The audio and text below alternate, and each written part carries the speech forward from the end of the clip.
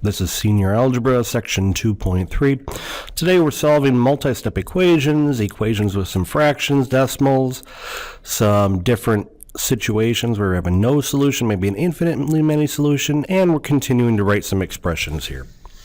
So in the first one here, solving multi-step equations, we have some general rules that we want to take a look at here. So the general steps to solve a linear equation. They're given to you there. Step one, simplify each side separately. So simplify everything on the left side, simplify everything on the right side here. We clear parentheses by distributing, combine like terms. So if I had something like this, 3 times the quantity x plus 4, quantity closed, minus 10 here. I want to simplify the left-hand side before I do anything about moving things to the left and right and that type of stuff. So I would distribute there and then combine like terms here. So I would have 3x and then plus 12 minus 10. I would look to combine the 12 and the negative 10 together. And I would just get 3x plus 2 equals, and then whatever else is on the right-hand side. And I can go from there. So after I do all my simplifying here, I'm going to isolate the variable term. That means I'm going to get the x's to one side, the constants to the other. So if I look at 5x plus 3 equals 2x minus 7 here, the 5x and the 2x are my x terms. The 3 and the negative 7 are my constant terms. So I'm going to move my x's to one side, my constants to the other. So I'm going to move the 2x and the 5x here. Now, which side do I want to move it to? It kind of depends here. I'm going to move the 2x to the left side. I'm going to get rid of it on the right side because that'll leave me with a positive on the left side. So looking ahead may help you there. So then we'd have 3x plus 3 equals negative 7. And then I'm going to get rid of that constant, that 3, the 3x plus 3 equals 7. So I'm going to subtract 3 from both sides to get rid of it. And I have 3x equals 4 here. And then, of course, I can solve from there, and that's what the third step is, isolating the variable. So now I have the term alone, like we just did, 3x equals 4 here, but I want to just get x alone. So if I have something like this, 5x equals 20, it's 5 times x, so I'm going to think about undoing multiplying by 5. I can do that two different ways. We'll look at it both ways. The first way is to simply divide. 5 times x divided by 5. 5 divided by 5 is 1. We've looked at that before. We get x is 4.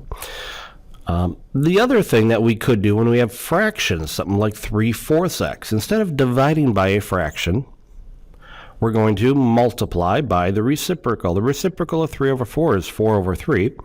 And when I do that, I do it to both sides, obviously. But I'm going to get a 1 times x, or 1x, because 4/3 times 3/4 is 12 over 12, which is just 1 here. Last step, check your answer. Substitute the value back in and see what you get there. So let's take a look at example 1 here. In A, I have 4 parentheses x minus 3, close the parentheses, minus x equals 2 plus x minus 8. So one of the first things I want to do is I'm going to separate the left side and the right side. I'm going to put a line down there. And now I'm going to follow my steps here. So my first step, simplifying here. I'm going to simplify everything on the left side, everything on the right side here. So on the left side I distributed. And now I'm going to put my like terms together. So on the left side, I have 4x and a negative x. I put those together, I'm going to get a 3x. And then I still have minus 12 equals, I'm going to put the 2 and the negative 8 together. A positive 2 and a negative 8, which do I have more of? I have more negatives. How many more negatives? 6. So that would be a negative 6 plus x. At this point, I'm moving on to step 2. I can't simplify anything else on either side, so now I'm going to start to move things around. I'm going to get my x's to one side, my constants to the other. So I have options here. I could move the x to the left side or the 3x to the right side. Doesn't matter. In this case, I'm going to move the x on the right-hand side. I'm going to get rid of it on the right-hand side, so it'll leave me with positive values there. So I subtract x, or 1x, remember, and I get 2x minus 12 equals negative 6. And then I want to get rid of everything by the x, so that means I'm going to add 12 And again, if I do it to one side, I do it to the other. I'm going to get 2x equals 6. Negative 12 plus 12 is 0 here. And then I have 2x equals 6, so I'm going to divide by 2. Again, it's 2 times x, so how do I get rid of multiplying by 2? I divide by 2. I could have also multiplied by 1/2 here, the reciprocal of 2 over 1. But in this case, I'm just going to divide by 2 on each side. I get x equals 3 there.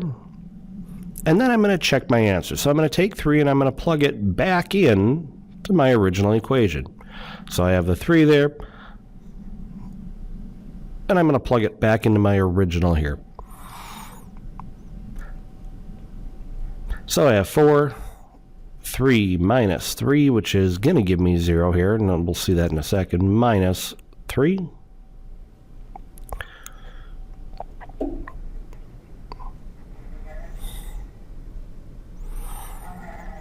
So on the left-hand side, I get negative 3. On the right-hand side, I get negative 3 as well. It checks out. It is a true statement, so therefore x equals 3. All we have to get is a true statement there. All right, B. Again, similar here, just some things to take a look at. First thing I'm going to do is I'm going to distribute the 4, and I'm going to distribute the negative 8. Remember, it is a negative 8. Okay, if you want to write it plus negative, that would be fine too.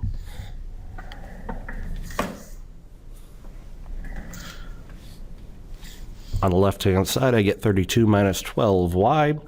On the right-hand side, 32 minus 8y, and then negative 8 times 2 is a negative 16. I'm going to continue. I'm going to look to simplify. There's nothing on the left side I can simplify, but on the right side I can put 32 and negative 16 together. When I do, I get 16. So I have 32 minus 12y equals 16 minus 8y. Now again, I'm going to move my terms to one side, my x's, or in this case my y's, my variable terms to one side here. Now it doesn't matter. In this case, I'm just going to go ahead and move the negative 8y and get rid of it by adding 8y to both sides. That's going to leave me with a negative 4y on the bottom, but that's okay on the left side. Doesn't matter. We just have to be a little careful about it. At this point, I'm going to get rid of the positive 32. So I'm going to add a negative 32 to that side. And I have a negative 4y equals negative 16. Since it's negative 4 times y, I have to divide by a negative 4, because a negative divided by a negative is a positive. I wanted a 1y, or just y there. So I get y equals 4 here. If I would have done it the other way, I still would have gotten y equals 4. I'm going to go ahead and plug it back in here. 4 times 8 minus 12.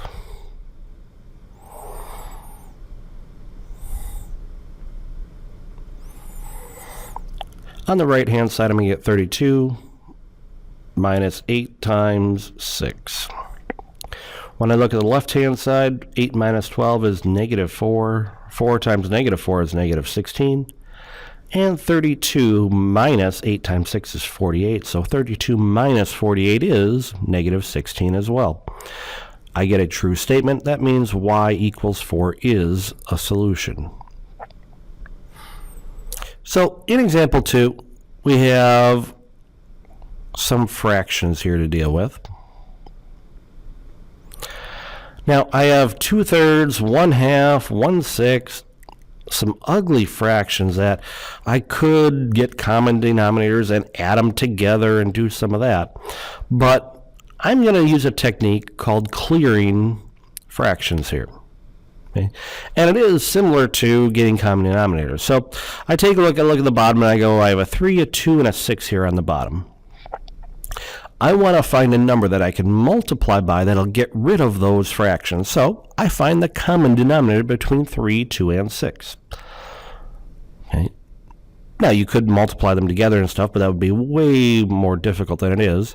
The lowest common denominator is 6. Now I could write it as 6. I could write it as 2 times 3 as well. I'll show you both ways here. If I write it as 6, I can think of it as 6 times everything. So 6 times 2/3, well, that's 6 over 1, so that's 12 over 3x. Minus 6 times 1 is 6 over 2, and then x. Negative 1 times 6 is a negative 6. And I have minus 2. So then I could simplify from here. Remember, I have to take 6 times negative 2 and get negative 12 there. So 12 over 3 is 4x. 6 over 2 is 3x. Negative 6 over 6 is 1x. Then I have minus 12. From there, the problem becomes pretty simple here. Combine like terms, move my x's over to one side. Stuff that we did in example 1 here. Now, another way to think about it is this. Think of it as 3 times 2. If I think of it as 3 times 2, I can cancel out the 3's at the start. So I have, and when I take 3 times 2 times over and 2/3 here, the 3's are going to cancel out. 2 and 2 is 4. When I take 3 times 2 all over 2, the 2's are going to cancel out, so it's really 3 times 1, or 3x. And then, if I look at the 6, 3 and 2 is 6. The 6's are going to cancel out. I just have a negative 1x. Okay, so some people like to look at it that way. Other people prefer to just multiply it out. It's up to you there. From this point, I'm going to put my like terms together, 4x minus 3x. That gives me just 1x here. On the right-hand side, negative 1x minus 12. I'm going to move my x's over to one side. That means I'm going to move the x's on the right-hand side over to the left-hand side. So I add 1x to each side. 1 and 1 is 2x. But when I divide by 2, I get negative 6 here. And I could plug it in, and I will find that I get the correct answer. That is correct here. In B, I have some decimals here. So if I look, I have 0.1, I have 0.05, and I have 0.09. I have 3 different things there. I want to find a number that I can multiply by that'll get rid of the decimals here. So because I'm using decimals, I can multiply by tens. Okay, if I multiplied by 10, I would move the decimal place over 1, and that would be fine for the first one, but I have to multiply by 100 because in the second one, 0.05, I need to move it over 2 places. 100 times 0.1 is 10x. 100 times 0.05, move the decimal point over, is 5, and then 20 minus x.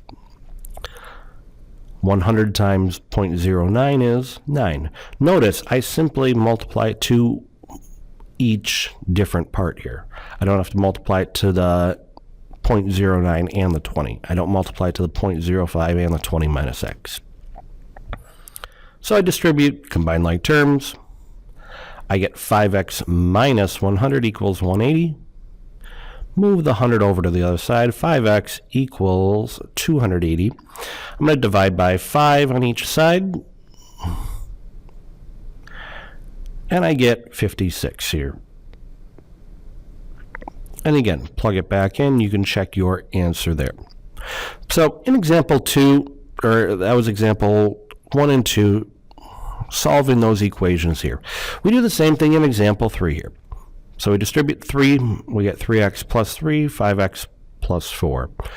5x plus 3, put the 2 and the 3 together, and then on the right-hand side, I'm going to get 5x plus 4. At this point, I'm going to move my x's over to one side first, then I'm going to move my constants over. So when I move my 5x over here, I'm going to subtract 5x from the right-hand side, subtract it from the left-hand side. When I do that, something strange happens.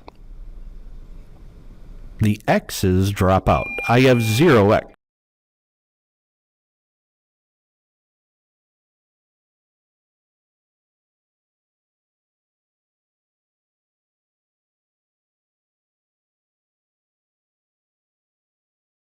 So I get 3 equals 4. The x's drop out. Question is this, what happens? Well, does 3 equal 4? No, it does not. What does that mean? It means the x's are eliminated, and there is no solution. When I get an untrue statement, or the x's drop out, I ask myself, is this true? Does 3 equal 4? It does not. Therefore, we say that there is no solution. There is no number that I could put in there for x that would make that statement true. If I look at the line right above, 5x plus 3 equals 5x plus 4, okay, what happens? There's nothing I could put in there. So I'm going to do the same thing here with example 4. I'm going to distribute. Now I'm distributing the negative 1, and then I'm going to combine like terms on the right-hand side.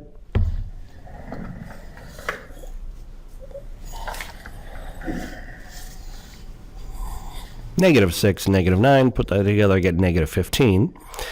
And negative 2x and 7x, I get 5x here. So I get 5x minus 15 equals 5x minus 15.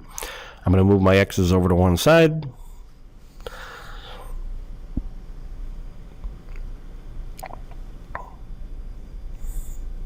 So I subtract 5x from the right-hand side. If I do want something to the right side, I'm going to do it to the left side as well.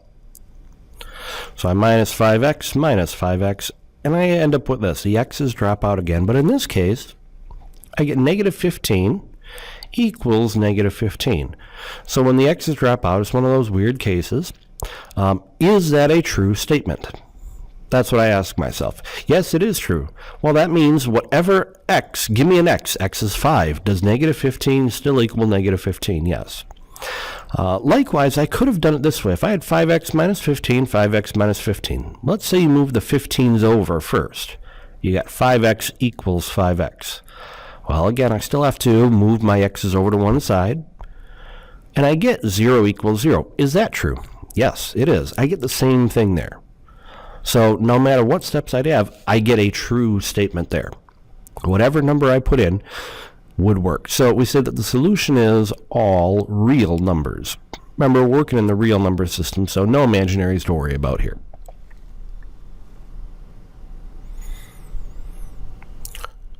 So the last example, we're translating some phrases. We've done some of these before, and we're building up to word problems here.